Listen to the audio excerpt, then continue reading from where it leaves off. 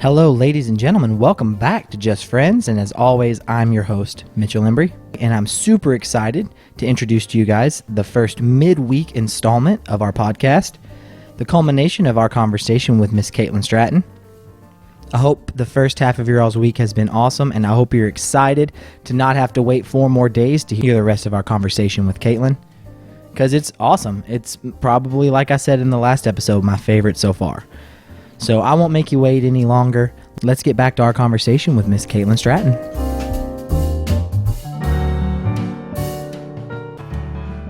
But yeah, so as you mentioned, going to therapy, I should probably go back. Probably. Like I said, I don't trust many people with our kids, which means we don't get to go out very often. That's why Jake's out and I'm not. And if I'm here, then he's there, because Mary's my go-to since my mom's no longer with us. I couldn't never trust my dad.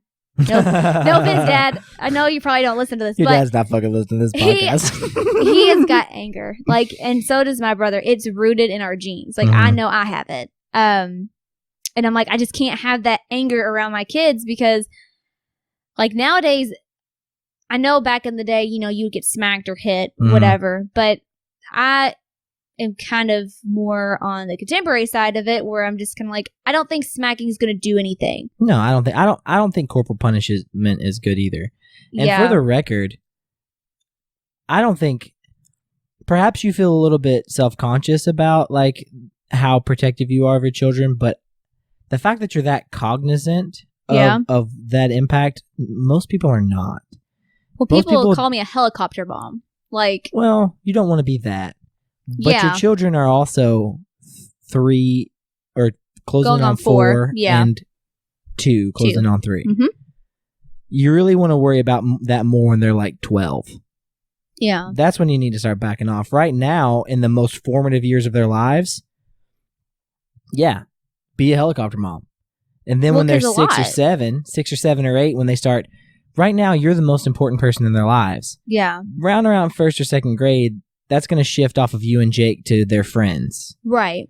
And then you just got to really encourage them to pick great friends. And then maybe you're going to have to back off a little bit. But right now, being really cognizant of the fact that there are people and there are adults in your life who could potentially pass off really negative traits to your children and not wanting that to happen. Right. That's smart. I think that's smart personally.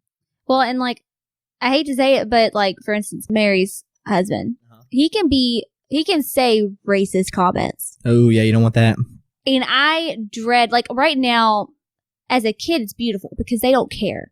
They don't care if someone is a different color than they are, or that they speak a different language. We were in a Barnes & Noble one day, and there was this little girl, and she was Indian, and she spoke, I don't know, she spoke a different language, not sure which one it was. But Elias got right up close to her, and they were reading together. She was reading in her language, and he was reading in his. But she was kind of bilingual, so she could stop and speak to him. But to me, it was beautiful because I was like, he doesn't care. He got right up next to her, as close as he would get to any other kid, which we're working on it. He's a little bit too close to half the kids, but he doesn't care. But I don't want him to start caring, and so that's why I'm very, like I said, very conscious of who he's around. So, and like I said, my dad's has an anger issue. It's kind of interesting to see, when you're a kid, you think the world of your parents, but as you grow up, you start seeing the flaws in them, and you're like, holy crap, you are not perfect. Right. So I can relate to that in a big way. Yeah. But you sought out therapy. Yeah. And you were there for a while. Mm-hmm. And I imagine you learned a ton of lessons about yourself. Yeah. And you kind of identified some of the things you were going through up to that point. But in therapy, did it also, you said that you would leave with new things that you were learning about yourself. Yes. Did you figure out that a lot of the things you were suffering from actually stemmed from when you were a child? I don't know. Maybe. I think when it comes to a parenting standpoint, my mom was practically a stay-at-home mom. So she worked as a hairdresser, like your mom.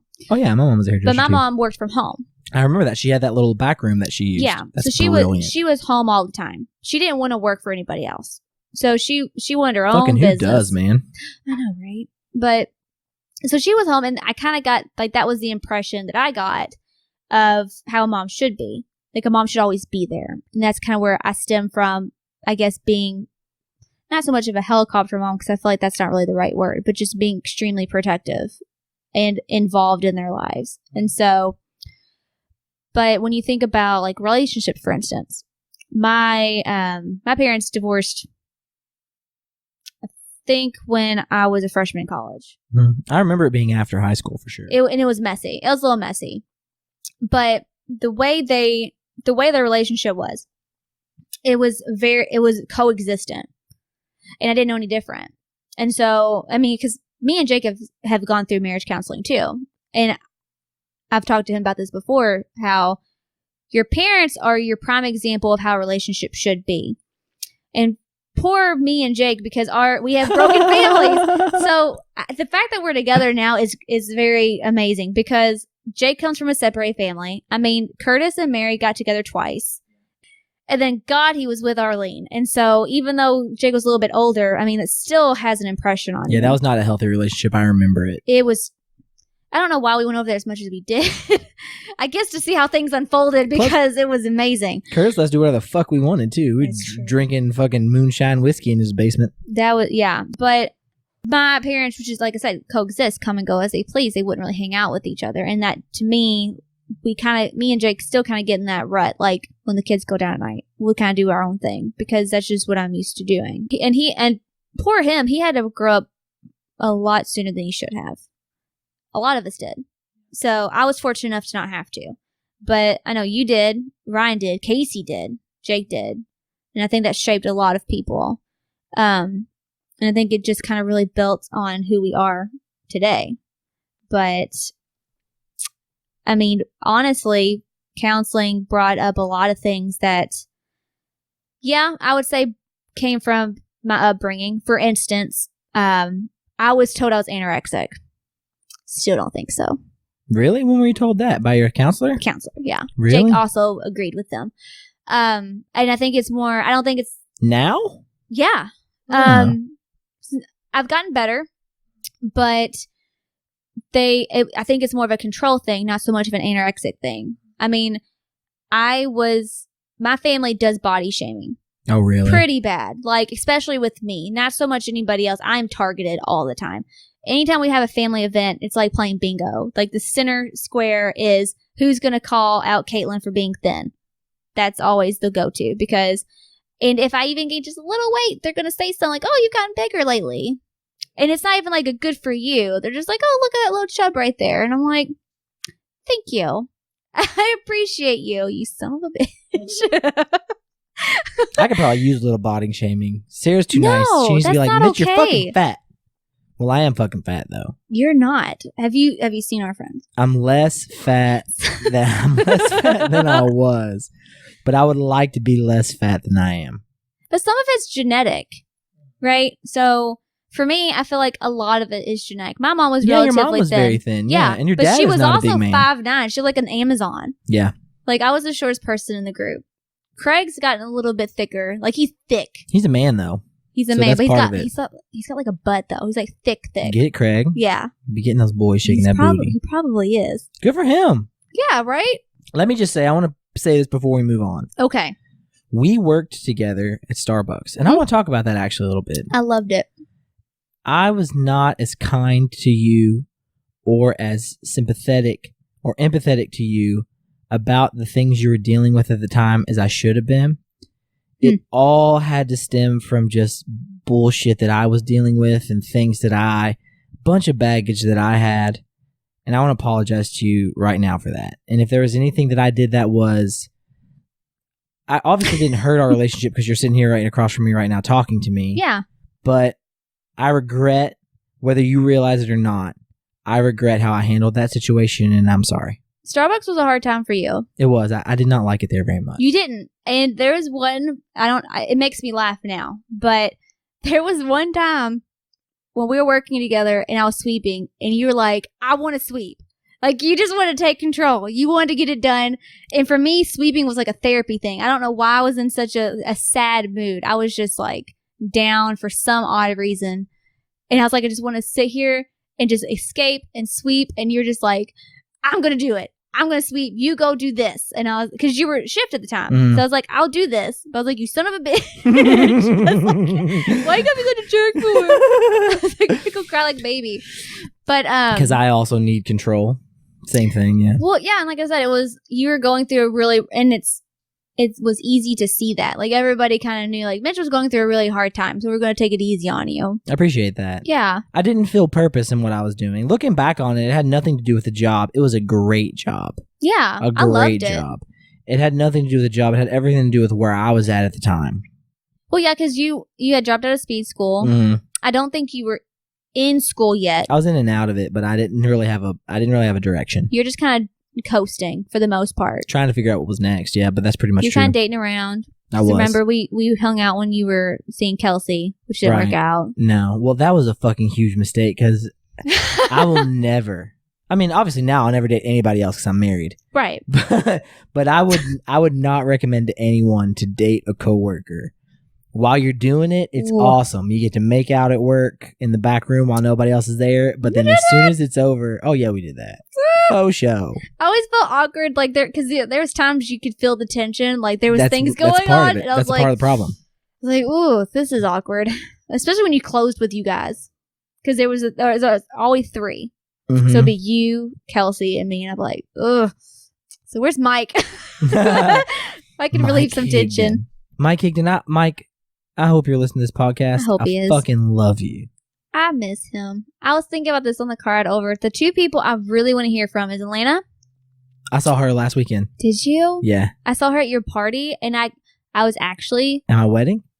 Yes. Pretty much party. Did I say party? Still think so. Same thing.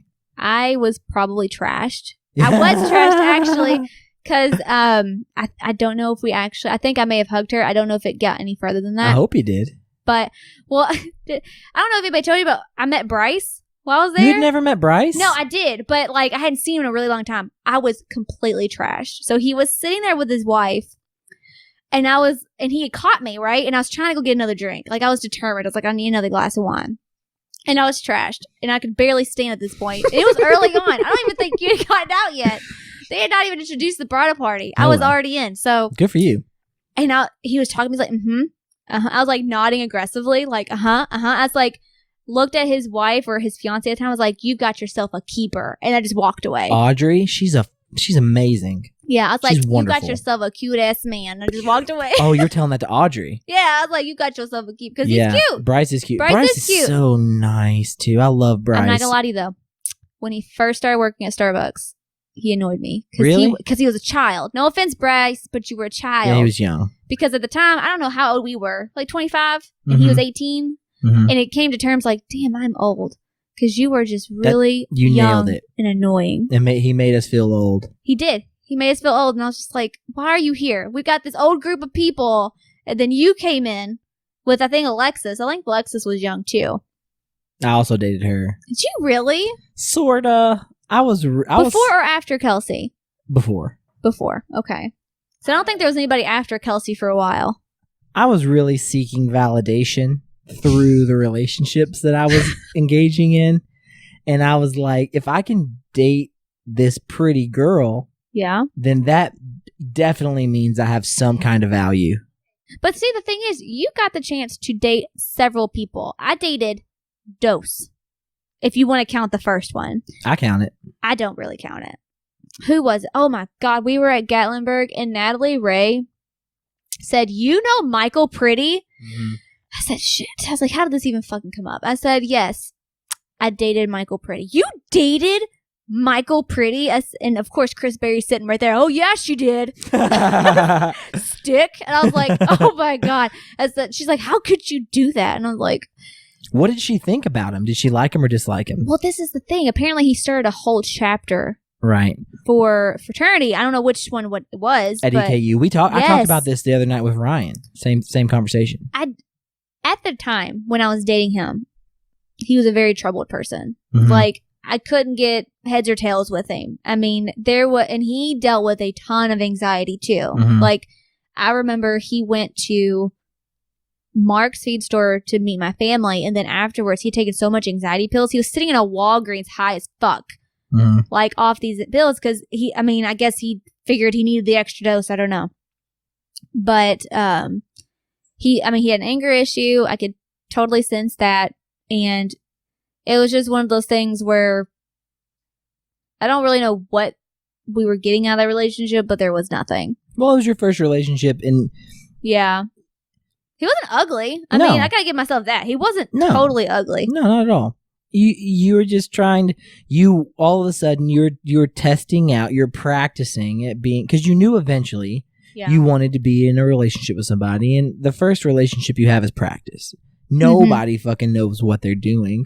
Everybody's bad at it at first. Well, if it wasn't for that one, I am still determined to this day to know that if it wasn't for that one, Jake would never have noticed me. You don't think so? No, because he had told me, like, and I don't know how, of course, Jake's a pathological liar. Like, he will lie. He can't help it. He's a habitual liar. He can't help it. So he had told me that I'd walked in with stick on my arm, and he's like, why the hell is she with him? Yeah. And so that kind of sparked it. But at the same time, I kind of played into it too. We were walking out, because I think Stinson was 7th period. We were walking out. He had pissed me off for some reason. Stinson or Jake? No. Or Pretty. Pretty had pissed me off. And so I let go of his arm, and I found the first person I could find, which was Jake. Mm-hmm. And I put my arm around Jake, and Jake's like, hey, look, there's Stick. I got your girl. And so that probably sparked it too. Because it was just coincidence. I was just like, who do I know around here that I could go make him jealous for? So I found Jake. Which you guys don't think so, but you guys were super popular in high school. You think so? Oh, yeah. Like, me? You guys, yes, you were the guy with the guitar. God, I thought I got on everybody's nerves with that guitar. No, I mean, not at the time. You do now. Yeah. I don't do it so much now because I realize how fucking annoying it was. It's not so much as annoying. It's like, here he goes again with his guitar. Like, he brings it everywhere. You know what? After we're finished here, I'm going to play you a song because I've gotten way better at guitar recently. You know what's still on YouTube? The Tenacious D rendition? Dude, I have this podcast on YouTube. You know the videos I make on Facebook where I have like the Just Friends logo background with the waveform thingy? I post all of the podcasts on YouTube. Oh, yeah? And I linked that you video. Should. I did. It's awesome. Gosh, Jake looks ridiculous. He's got that like sleeveless shirt and his hair's so long. It's Led Zeppelin. Jake, you're fucking hot, bro. Casey? Is it Casey that's passed out on the floor? You can barely see him. Totally fucking passed out. We had drank so much. We used to call it tea because That's funny. Jake's dad, Curtis would buy gallons of this moonshine whiskey from freaking Chris Berry's mom. Yeah. Really? Patty? Yeah, Patty had a friend who worked at a whiskey distillery. Yeah. And they would make this barrel whiskey, and if the proof was too high or too low, they'd mix it all together to get it all to the same proof. Okay. And usually what they'd have is they'd have extra that was way too strong that they couldn't sell. Okay. So they would throw it away or somebody would take it home. Okay. So this guy would take home gallons of this extra strong barrel whiskey and give it to Patty Berry. Dang. And Patty would sell it to Curtis for $25 a gallon. Damn. No money at all. Which is why Curtis didn't fucking care when we would drink that shit. Because he could just get more. He could just get more of it so easy. I didn't know it was moonshine, though. It was, well, I don't know if you could call it moonshine. So it was barrel whiskey. It was higher proof than they could sell because it all has to be the same alcohol content. Yeah. And we would mix it with sweet tea, which did nothing to curb the fact that it tasted like shit. You would, though? You get drunk? I don't remember you. Like, Jake and Casey, yes. They could throw down. Mm-hmm. I don't remember you ever drinking. I was always scared to drink too much because my dad was an alcoholic. And fair. And he had suffered from a lot of depression and anxiety, which I didn't know at the time. But what I did know is he self-medicated with alcohol. Yeah. And I attributed all of the problems that he had straight to that substance. Looking back, I realized the substance was just a medication for the challenges he was already having. Yeah. And it would also open up his inhibition, so perhaps he would behave in a way that he wasn't necessarily proud of or that he wouldn't have behaved in otherwise. Mm-hmm. So I stayed away from alcohol a lot because I just didn't feel comfortable imbibing in it because I thought, I didn't know what I would be like. Turns out it's actually fine. Yeah. But well, Ryan was the same way, wasn't he? I think a little bit, yeah. Because Ryan wouldn't touch it until he was 21. Yeah. So, and that, like, he was always the designated driver. I think, like, my mom always trusted him, which I don't know why. At this point, I don't know why. But she was like, he's the responsible one. He doesn't drink. He's always there. He's the adult. I'm like, you don't know Ryan. You don't know Ryan at all, do you? Though he has saved me a couple of times. He brought me home from Tim Higdon's party. I was trashed. The first time I'd ever been trashed.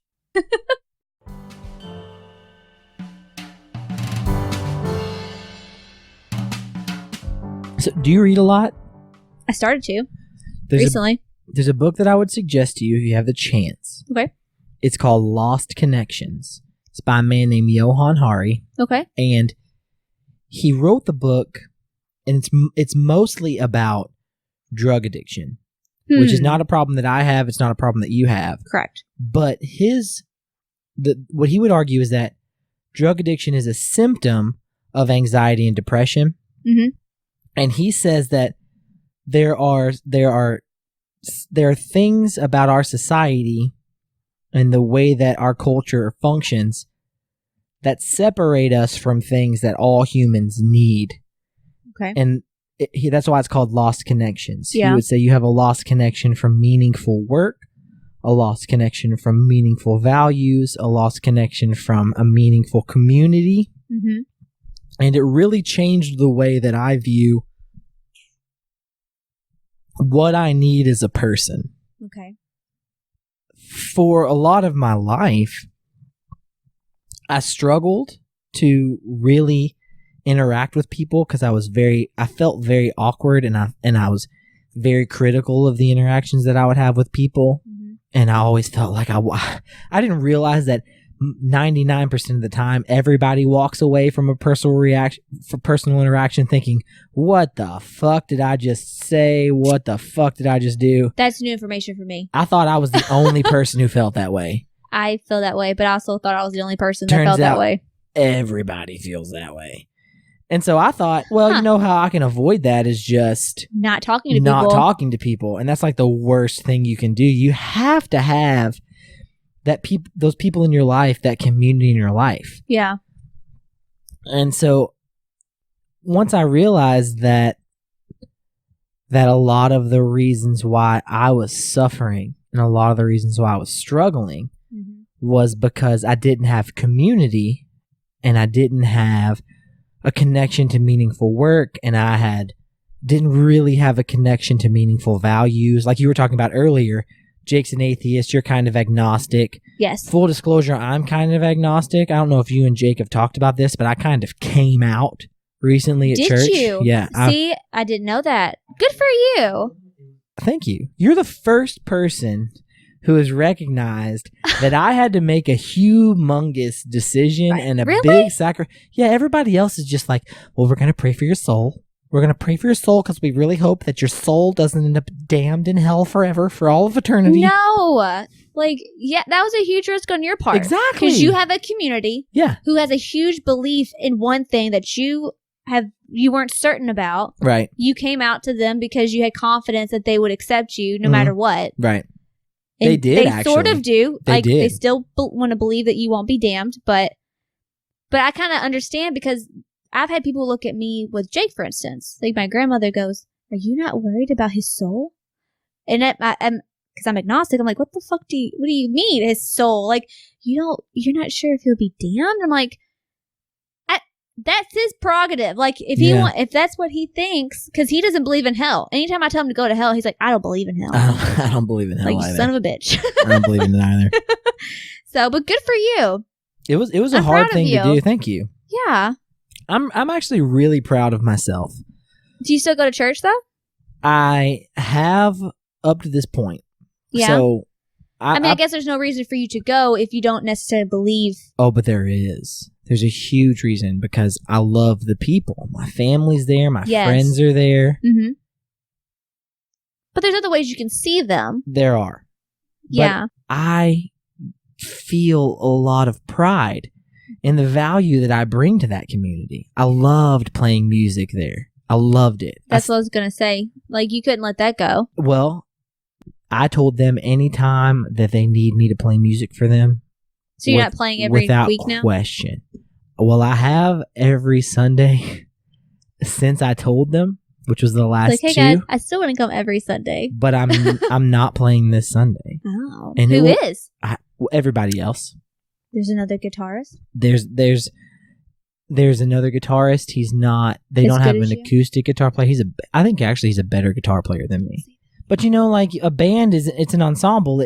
There's a bass player, there's a drummer, there's a lead electric, there's like an acoustic guitar, there might be a rhythm electric, there's singers.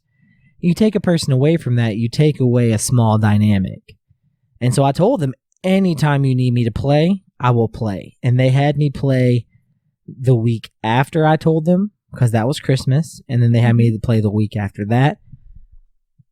And honestly, if they would let me, I would stand in front of this entire group of people and I would explain to them how I feel. Mm-hmm.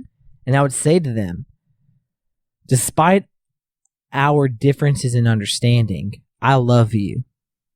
That's how it should be, though. That's what I think, too. And the thing is, there's nothing saying that you're the only person out there in that community that feels the way you do. There could be another person out there and you just gave them the confidence to do what you just did. But also, I understand the value that believing brings to your life. Yeah. So my mom, she's like, well, I think you're going through a phase, but don't try to change my mind. And my response to her was, I would never try to change your mind. Yeah. I see the value that this belief system and this community brings to you. Mm-hmm. I would never try to take that away from you. Yeah.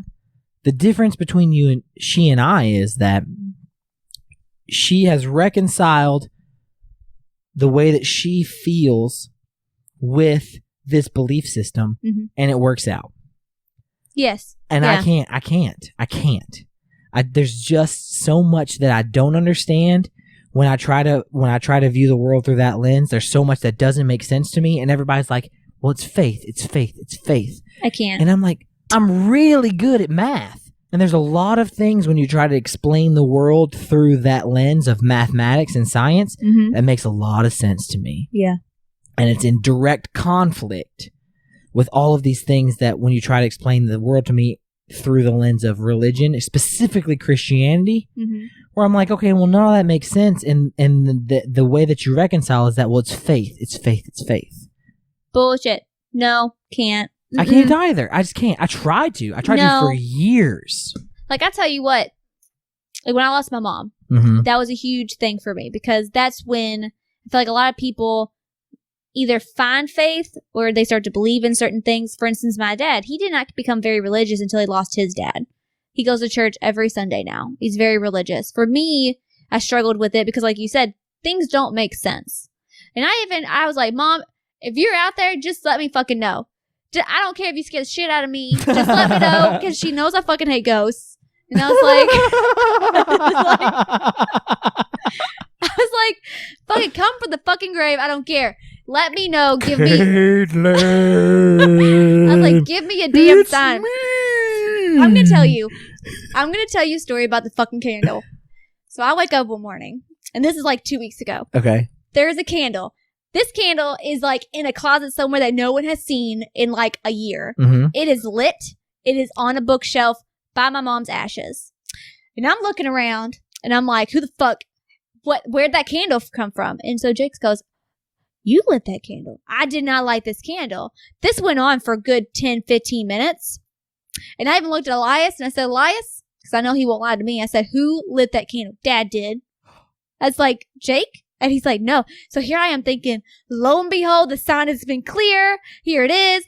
I was like, don't blow out the fucking candle. She's here. It's like, so because like, again, my belief system, I didn't have one. But that to me, I was like, this is absurd. Like, I'm going to try and believe my husband. because he's been lying. Like, he has been saying no. And I was like, don't you, I was like, if you say no one more time and you're lying, cry about it. I will fucking cry about it because I'm sad because I'm emotional right now. And he's like, I didn't light the candle. And he claims that he didn't realize how serious I was until it was too late. So he goes, he lit the candle? He's like, I didn't mean to put it there. I was like, you fucking put it right next to her picture and the ashes. I said, and I looked at you straight in your optical stabs, and it's like, so I cried about it. I did. And like I said, I still don't have a good belief system because when you lose somebody, you want to know, you want reassurance that something happened to them, that they're not gone forever. At least something positive. Yeah. Positive. Yeah. We always made a joke. She'd be like the gatekeeper to hell. She'd be the bus driver. So she'd be driving people there. But at the end of it, you're just like, I'd like to know that there's like, Jake's atheist, so he thinks nothing happens. And he's fine with that. I'm a kid that stays up late at night, like literally 10 years old, rocking back and forth, the fetal position, like, oh my God, what if there's forever? Like, what if... Dude, I can relate to that in a really profound way. What if there's no purpose and I'm just sitting, floating forever? And I'm like, that terrifies me. But at the same time, nothing terrifies me. Like non-existence. Like just pitch black darkness. Not that nothing terrifies you, but the concept of nothingness like you terrifies you. Yes. You snap your fingers and there's nothing. There's black darkness. You no longer have consciousness. That scares me. Really? I think there's... I feel a little bit of relief if I genuinely believe that after I die, I experience nothing. Like, not so much that I experience nothingness, but you know that But feeling, you wouldn't know. I would not know. Yeah. So that means that I have now. Mm-hmm. I can make the best of now. And when I think about, like earlier when I was talking to you about how I felt about our relationship during that difficult time with your mother. Yes. When I get the chance to be really genuine with a person and express to them my love for them, and then also to express to them like my dissatisfaction with how I handle situations, I just want to make the best of now. I want to make the best of now because if there's nothing afterwards, and now is all that we have, then fuck. I have no choice. I have to make the best of what I have right now. And you're really good at that, though. And I would hate to think that sometime in your life you would think, Mitch was a fucking dick to me when my mom was dying. Because I was. But I'm sorry that I was. You want to know what? She fucking hated your guts. I imagine she did. I was an asshole. Well, and you're not the only one that she got mad at. Like, there was a time she got mad at Jake, and it was hilarious. Yeah. But, like, it was the only time, and Jake tried to make up to it, and she was like, she wasn't having it. But she went into a Starbucks one day, and she talked to me later. She goes, Mitch did not say hi to me. I tried to say hi to him, and she's so sassy about it, too. And he didn't even acknowledge my existence. I was like, Mom, it's Mitch. I was like, Mitch is going through a tough time. Like, you know, that's just Mitch right now. Like, because she used to love you. I mean, she does. She loved you. She did. Like, she thought, but that one moment, she's like, he's an asshole. And I was like, Mom. Like, well, who knows what she was dealing with at the time, having to face her own mortality and, like, deal with the fact that she was slowly kind of coming towards the end of her life way before she expected to ever have to deal with that. Like, she never showed anything. Really? I vividly remember my grandma had came up to me and goes, the doctor talked to me and said, your mom has less than 3 months. Your grandma. So, what a fucking amazing person. She advocated for my mom when she couldn't do it herself. Sometimes it got frustrating, but because sometimes I think she overstepped her boundaries, but she was there for my mom when she couldn't be for herself. But she said, your mom, the doctor talked to us and your mom she won't make it past the new year. And to me, I was like, that's fucking ridiculous. She's right here. She's fine. So me and my brother went to the doctor's office with my mom, and they were going to break the news to her because she didn't know yet. We knew. She didn't. That's crazy. Okay. So the doctor didn't tell my mom that there was nothing else they could do. I knew, but I didn't say anything. So we went to the doctor's office, and we were there as a group, as a family, when the doctor said, this treatment's not working. We don't have anything else. The best thing we can do is stop treatment and just let it run its course. And she was emotionless. Really? She she accepted it. And then so when we got home, I looked at her and I said, how do you feel? How do you feel about what you heard today? And she just said, that's just how it is. She'd already accepted it in her mind. I think in some part of me thinks that these like people who are in decline know that they're going. Mm-hmm. So, but she never, and that was one thing about my mom that I never understood. She never, like I said before, she never argued in front of us with my dad. She never expressed any other emotion besides positive. Mm-hmm. And so when it came to this, she never let her guard down one bit. Fucking all good for her. Yeah. She did not want her kids to see that. And she did a hell of a good job doing it. That's awesome. And it just blew my mind because I'm sitting there and I'm trying to get stuff from her. I'm like, you have been told you're dying. You are going to be dead within months. And she just looked at me and was just like, it is what it is. Can't do anything about it. How do you feel about that? Do you appreciate her strength, or do you wish that she had been truthful with you about how she actually felt in that moment? There are a lot of things that I regret that I wish I could have done differently. Part of it being talking to her more, because her decline was the tumor that was in her brain affected the right side of her body. So she wasn't able to walk, and then it came to the point where she couldn't talk. And at some point, the talking, it led to cognitive. Like she couldn't even text. And so she was aware, but she couldn't communicate that to anybody. And it got to the point where there was one moment in particular where I tried to call her. Elias was sick. I don't know what it was. And she tried to help me, and she couldn't. She couldn't talk. And it was very emotional for her because she knew her daughter was in need and she couldn't satisfy that need. And so at that moment, I said, I'm not going to call you anymore. I didn't tell her that. I told my grandma that. I said, I'm not calling mom anymore. For help. Well, in general, I said, I'll go see her, but calling her is too emotional. You didn't want to put her in that situation where she was going to have to struggle. Yeah. And so, and even when I saw her though, we acted like nothing was wrong. And that's what they tell you to do. They tell you, they know that they're dying. They know that things are bad. Just make it as normal as possible. But I feel like being as normal as possible, we weren't talking to her very much. And so we were just existing by her, and she was just sitting and observing while everyone else was lively and communicating with one another. And so I feel like I wish I could have encouraged myself more to talk to her and even like force her to. And I feel like I was such a selfish bitch, because I'd be like, Mom, you didn't text me back. I wanted to know what you felt about this couch I'm trying to buy. So in reality, fuck me. I'm not the one dying, But she was very selfless about it. She tried her hardest to make sure that everybody else was fine. It was always about everybody else. And scary thing. So past few days have been really rough for me. We have a time capsule that my family does. They started in 2000 when, we got to the millennium.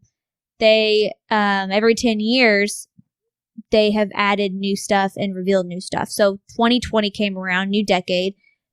There was a time capsule to be opened, which I forgot all about. My mom had wrote a letter to herself. Herself? Herself. And I was like, what? I was like, part of me wasn't surprised. But I was like, so here it was 2 years after she had died, and it was like she was coming back from the dead for a brief moment with because it's new information. Like when someone has died, like everything's already set in stone. All you're doing is reliving the past at this point. This was new. And so I was like, I need this letter. I need to find out what this letter was. And I kid you not, that letter, it acted like a farewell letter. And like I said, this was 2009. Like she knew what was going to happen? Almost like she knew. Because she was like, if anything else, if we all can't be here together, at least know that we need to appreciate the love we have for one another and express it, to make sure we take time to tell each other that we love each other. And it was like she was talking to her mom, like, Mom, you were such a great mom. Thank you for doing the best you could. Dad, I always want to impress you and make sure that, you think the best of me. And I was like, this sounds like a farewell letter.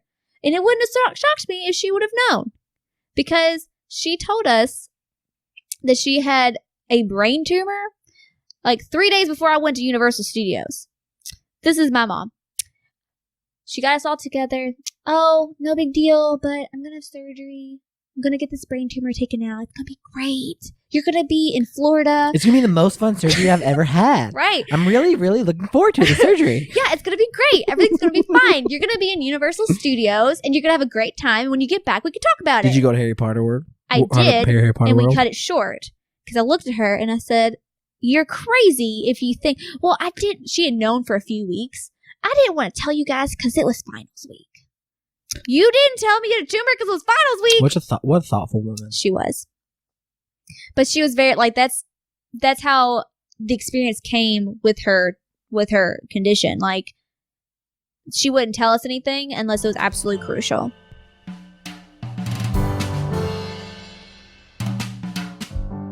I think it's hard for parents. It's definitely something that's hard for my mom. My mom's dad is currently in the process of dying.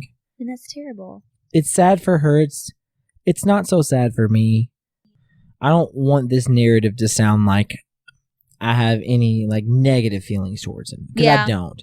He didn't hurt me. He hurt my mom. And he hurt her sisters. Well, that in return hurts you though. Maybe a little, but not in a direct way that I can relate to. But what I will say is that I don't feel a lot of affection towards him any more than I would feel towards any human. Yeah. I love all people because I know the bullshit that I deal with is the same bullshit that they deal with. And so I love them in the same way that I would hope that they would love me. Yeah. But the way that I feel about my family and the way that I feel about my friends, those individuals are elevated. Mm-hmm. And my grandpa is not elevated in that way. The majority of my relationship with my grandpa was my mom was trying to kind of rebuild this relationship. So yeah. I didn't really have a lot to say, or I didn't really have a lot of experiences with him as a person, but he's passing away and she's dealing with that. Well, it's a sad thing regardless. Yeah. Whatever feelings you have, it's a life loss. Right. But she's trying to protect me from that. Yeah. And there was a couple of times in the past where my mom potentially could have had, she thought she might have had breast cancer, and she didn't talk to me about that. And my dad was really sick when we were in high school. He had hepatitis C, and he had to go through like interferon, which is kind of like chemotherapy treatment. But my parents didn't disclose that to me. It's really hard. Was that frustrating for you? It wasn't at the time because I was a child at the time. Yeah. But now I'm a 30-year-old man. I'm the same age my parents were when I was born. Mm-hmm. I can fucking handle it. Yeah. And I will handle it. And in fact, I would like to think that I have valuable insight into the situation. And I can bring something to that. It's strange how your parents, they feel like they have to protect you. Yes. Well, see, I'd like to be in the know. Like, that would be my issue. Especially when it's with your parents. And that's why I said earlier with my dad, I said, I need you to be completely transparent. I play softball with your dad. And he loves it. He loves it. It's so much fun. It's so funny because when you guys had your wedding and you guys were singing Unwritten, that was this, like, my dad would be like, yeah, there's this song that they want to sing. It's like they sing it on the field. And I was like, well, I got to see a small glimpse of that at this wedding. When Unwritten would come on, I swear to God, Kaitlin, we would be down like 19 points. And fucking Unwritten would come on and we would just be like, da, da, da, da, da, da. It gets you pumped. And I mean, I suck at softball. Don't get me wrong. I suck. Are you still the catcher? Because you used to be No, the your catcher. dad plays catcher. Oh, well, he's old. He's like a good 60. catcher. He's a great catcher. But I'm actually okay with that because I feel like the roles are starting to be reversed. Like, I'm protective of him. Like, I have a friend at work who plays in the same league as you guys, and I'll like, because I don't talk to my dad every single day. So when I see her on Monday, I'm like, hey, how'd my dad do? Like, is he okay? And she's like, oh yeah, he's been great. So I'm okay with him being catcher because it keeps him out of the action. Well, he's athletic, so like actually he's a really good catcher. Well, and that's the thing. I don't think he'll ever age. Like, he thinks he's aging, but I'm like, you're 60 and you're still playing softball with 30-year-olds. Yeah, your dad's in good shape. Yeah. He's in good shape. But see, like, we all age. We're aging. I know that I am. My forehead wrinkles, even when I relax, they're fucking still there. I'm like, God damn it. But I have tinnitus. Tinnitus is a I'm starting to get fucking tinnitus too. Like a ringing. Oh my God. I can't tell you how pissed I was when I went to the doctor because I was like, oh, because at first I have like this, I don't know, this PTSD because I was like, oh God, I got a tumor in my brain. It got ringing in my ears. And of course, I have a friend who's a nurse practitioner, so she tried to get me like a brain exam. And they're like, no, you need to go see an ear throat doctor first. And they came back with me like, you have hearing loss in your left ear and you have tinnitus. And I was like, fuck that. I don't want that. I was like, and nobody asked me. I was like, that's not the answer I wanted.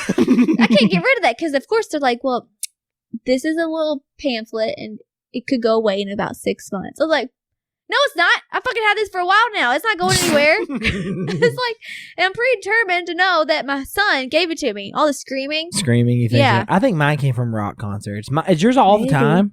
It gets worse if there's really, like, for instance, today, one of my kids screamed as loud as he could in my ear and the ringing came. And I was like, oh, and I get kind of anxious about it because I'm like, I don't want to lose my hearing. I don't, because I feel like that's just the next thing. Like, you just, because they told me, like, anything under 40 decibels or something, you can't hear it. And I was like, really? I was like, what? I was like, fuck that. I can hear everything. And so one of my friends was like, that makes sense because you kind of talk a little loud.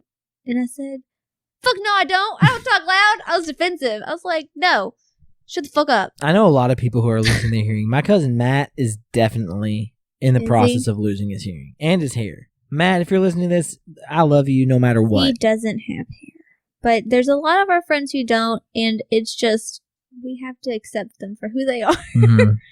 Some of us who are fortunate to have hair. I still have like hair loss from pregnancy. Really? Yes. Did you get any grays? No, but I colored my hair, though. Jake has tons of gray. He thinks it's because of me. I deny that. I feel lucky that I'm blonde because I feel like I probably have a lot of gray, but you can't see it. Jake's hair is so dark. Mm-hmm. But your mom was doing my hair one day. My mom was? Yeah, she did my hair. My mom does your hair? She did it once. Okay. After my mom couldn't do my hair anymore, I went to her. Mm-hmm. And it was a whole family thing. Like me, Elias, and Jake all went to your mom. But she goes, you lost a lot of hair, didn't you, from pregnancy? I was like, nuh-uh. She's like, look, you got big old chunks, like receding hairline right here. Like where Elias, I was like, I don't know if it's that or he pulled my hair out. I said, either way, I hope it grows back. My fucking mom. She's the sweetest lady in the whole world. But she doesn't think before she talks. She'll be like, oh, she's fine. You're fat. No, she would never say that. Sometimes. Kaitlin, oh, go ahead. I'm sorry. I was say sometimes Jake gets on my nerves and I just call him fat. He probably likes it because we always called each other fat. It was like a term of endearment. If you weren't fat, then it meant you couldn't be a part of our group. You just had to be like fat to be in the group. Having tiny dicks. Can I argue that really quick? Let me hear it. Does Jake have a big dick? Please tell me that he does. I tell him he does. You heard it, Jake. It's fucking massive. I know he gets offended by it. Well, fucking Sarah. I was hanging out with all my friends. I was like, let me tell you first thing right now, Sarah. If anybody asks you, I have a small penis. And she was like, Mitch's dick is big. I was like, what the fuck? We talked about this. We talked about it. That's why I do it. Try to throw his ass under the bus. Oh, yeah. Like, it'll be random. Like, I'll just like, it's like an easy shot at him. Like, you got big old dick. That's so weird because you would want your wife to say that. You would want it. But for some reason but now. For us, it's like an insult. So, I'm like, whatever, Jake, you got a big dick. You heard it, Jake, right here on the podcast. Your dick is huge. But there was a story. I don't know who was the one who talked about the beginning of that. Was it you? I think I told it on the podcast recently. I thought, now this is what I was told. I thought that we were told that all you guys had small dicks because you guys didn't want to do gay porn. Because gay porn, you had to have really big dicks. That was Ryan's narrative. Okay. And he's right. But here's the thing about gay porn. Here's the thing about gayness in general. When I was in high school, the worst possible thing you could be is gay. And then I got gay friends and I was like, no, being gay is totally normal. There's a lot of worse things you can be than gay. Remember when you guys thought my brother was gay? And then he turned out to be. He definitely did. That was a joke for I feel bad years. about that. I hope that we didn't have any like negative impact on him. He's always salty. Like, is he a little bit salty? He's always salty.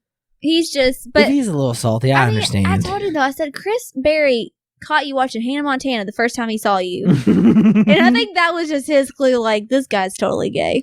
Well, so the person at my job, the man at my job who is the very best teacher that I work with. Is he gay? He's amazing. Yeah, he's gay. Oh. And he's one of my best friends. I love him. He's amazing. Yeah. And really it started with Elena and Kaitlin because they're both gay. Okay, wait, hold on. Pause, reflect. Kaitlin Richter, do you remember Kaitlin Richter's married, though, to right? a woman now. Wasn't she married to a man? She was married to a man, and then in the process of being married to him, she found herself. She found out who she realized who she was, and now she's married to an amazing woman named But wasn't Teresa. she like in a community similar to yours where they're extremely religious? Yes. And that was frowned upon. Kaitlin is the strongest human being I've ever met. Kaitlin, if you're listening to this podcast, you are the strongest human being I've ever known. I think I've met her. She came out to her whole community. I was at her wedding recently. Her wedding was like last week. Oh, really? Okay. She married her soulmate, Teresa. Teresa is she's amazing. She's a wonderful woman. Yeah. And fucking Caitlin's whole family was not there. None of them came to her wedding because she was marrying a girl. And somewhere along the way, I realized, like, I don't give a shit who you fuck. Your character is way more important to me. There are a bunch of people in my life who now I've met who are gay. And they're some of the most influential relationships that I have. And I love them all so much that I had to realize that, like, okay, who you fuck has nothing to do with your character as a person. Yeah, it doesn't. Because these 5 people that I just laid out are 5 of the greatest people I've ever met in my entire life, and I love them in a profound way. And regardless of where I go in the future, and regardless of where they go in the future, I will maintain a relationship with these people because they bring value to my life. And I really had to reevaluate my perspective about homosexuality in general because coming up it was viewed as negative. Yeah. But it's fucking not. It's not at all. And the fact that there's people, like you said, at Caitlin's wedding that wouldn't even show up. How judgmental are you? Like, right. Who do you think you are to think you're above someone? Like you said, it doesn't matter who you fuck. It doesn't. It doesn't change who you are as a person. Right. At all. No. You can be a hoe. I'll be friends with a hoe. Mm-hmm. I've been friends with hoes. When I was in high school, I wanted to be friends with hoes. I probably introduced you a couple. I wish you had. Nah. Kaitlin, this was so much fun. It was. Full disclosure. Yeah? This is the best podcast I've done so far. You're lying. I swear to God. You're lying. I swear to God. You're going to make me blush. No. We're sitting here at 2 hours and 18 minutes. You've been here for fucking 2 hours? It's not. It's 8 o'clock. So that's why I'm trying to wrap it up. Damn, I could keep going for hours. I know. Well, this is what has to happen. Okay. I've got 4 mics now. My interface should show up tomorrow. Me. That's exciting. And Sarah and you and Jake. That's exciting. Yeah. That'll be so interesting. Yes, it would. Because there's 2 dynamics there, right? So it's you guys, no offense, but you guys don't want children, period. Right. And so you have that point of view, and then me and Jake have the point of view of having these children, these spawns of Satan, as you will. Which one of you is Satan? Because there's a spawn of you. Jake's Satan. Which is ironic because he doesn't believe in hell, so... Jake, you fucking let's be clear. Demonic bitch. Full disclosure, my kids get their personality from him. And they're spawns of Satan. Like, I don't know where to go from here. You think it's funny, but you don't live with them. I know exactly where to go from here. I live with 3 Jakes. I would love to live with 3 Jakes. I love Jake so much. It's only going to get worse. They're going to be teenagers. I know we're trying to wrap up, but seriously though, when Elias was smaller, he hadn't learned about autonomy yet. Okay. But now he does. And he did about a year ago. So I was taking a shower. I was trying to get ready for a shower. And he looks at me and goes, "Mom, where's your penis?" Oh, wow. Where is it? And I said, "I don't have one." "Yes, you do." "Yes, everybody's got a penis, Mom. And so that's when I go, "Jake, your dad's got a big old penis." It's true. He does. Yeah. So again, it came back up. I don't know why it comes up. Both of my boys are fascinated with their dicks. Like, Micah plays with his. Well, Elias. Every boy plays with their dick. But they're so fascinated with mine, my non-existent dick. And so Elias goes, Mom, where's your dick? Is that how he asked? No. Yes. So where's your penis, Mom? And I said, I don't have. What you got, Mom? A vagina. A vagina? And he laughs because he thinks that's a funny word. And I'm like, kind of is. Technically, I have half a ball. Ryan Ray gave it to me. I don't know what year it was. It was very long ago. And I don't remember why I was given it. But I think I did something. I stood up to the man. And I got half a ball for it. Good for you. Do you still have my underoos? I think you took them back. Oh, I did take them back. I think you took them back. I kept them in my closet. And then you came over one day and you took them back. You're like, those are mine. They were my Sunday best. I enjoyed having those, though, for that brief moment. Well, I'm sorry that I took them. It's okay. Kaitlin, when I say that this was the best podcast I've done so far, I mean it 100%. It had nothing to do with me. It had everything to do with you. I hope it's better than Jake's. Because I told Jake, I'm going to go ahead and say it to the world. His podcast was unimpressive. Damn. He said, damn, you're going to say that on there? I said, yeah, and I'll tell you why. Because everything he talked about, I already knew. And I was really... His wife. I know, but part of me was really hoping that there'd be something I didn't know. Something that I get to find out. Next time, I'm going to really dig deep. I hope you do. I will. Because he's one of those guys that you just have to really dig deep. I will. You have to. And I bet you could do it. Kaitlin, thank you so much for doing this. I enjoyed it. I'm I had so a great time. excited. Are you going to Just Friends Couples? You down for that? I am. Sweet. I'm excited. So as soon as I have that interface, I'll holler at you and Jake and we'll figure this out. Absolutely. All right. Well, I love you. I love you. All right. Cool. Well, thank you so much for coming. No problem. Bye. Bye. I didn't realize how long we were on there. We are sitting at 2 hours and 22 minutes. I...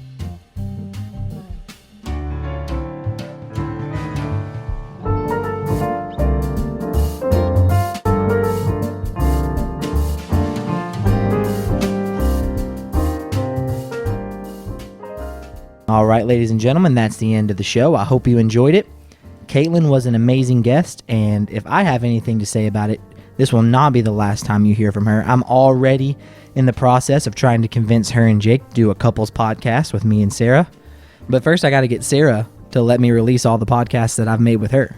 You'd think I'd be the picky one. You'd be wrong. As always, if you're listening on Apple Podcast, please leave us a rating and a review. It really helps. We're already moving up the rankings. As of right now, we're the second Just Friends podcast in the list. Let's get to number 1.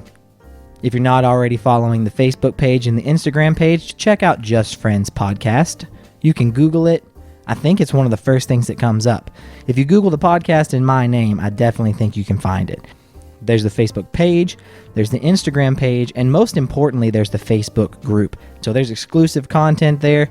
There's sneak peeks and unreleased material that's going on there, and you don't get to have access to that unless you're part of the community. So if you're listening, you are part of the community, and I want you to get to have access to all that fun stuff. Happy Hump Day, ladies and gentlemen. I hope you have a fantastic week, and I love you. Bye.